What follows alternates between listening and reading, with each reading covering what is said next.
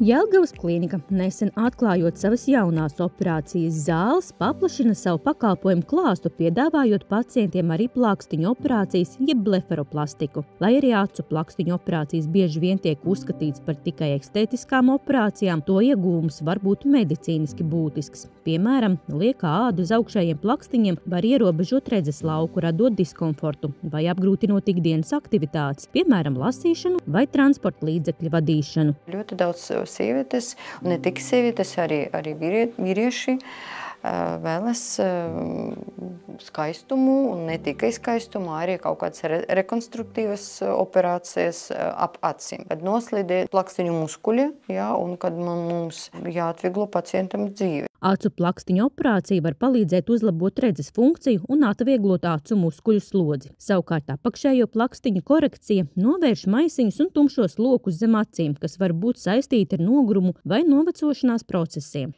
Tādējādi blefaroplastika nav tikai par skaistumu, tā uzlabo dzīves kvalitāti un komfortu. Pirms operācijas pacientiem tiek veikta rūpīga medicīniskā pārbaude, ķirurgs kopā ar pacientu izrunā vēlamos rezultātus un operācijas plānu. Katram pacientam individuāli pieeja. Tā pacienta atnāk uz konsultāciju, mēs visi soļi aprunājam. Mūsu mērķi maksimāli pacientam informēt, ko gaidīt operācijas laikā, ko gaidīt agrīnā rehabilitācijas periodā, par zilumiem, par tūskam, par visu rehabilitāciju. Blefaroplastika ir salīdzinoši īsa operācija, kas parasti tiek veikta vietējā anestēzijā. Procedūra var ilgt no 30 minūtēm līdz 2 stundām, atkarībā no operācijas apjoma. Augšie un apakšie plakstiņi, kad ir tāda liels apjoms operācija, tad labākais es varu rekomendēt vispārēju narkozi. Bet pārsvarā augšie plakstiņi operējam ar lokālu anestēziju.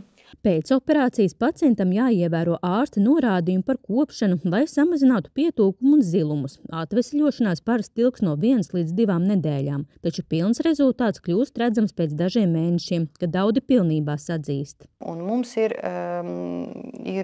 rekomendācijas rakstiski, Viss sarakstīts pēc soļiem, ko darīt šodien, rīt un visu nedēļu.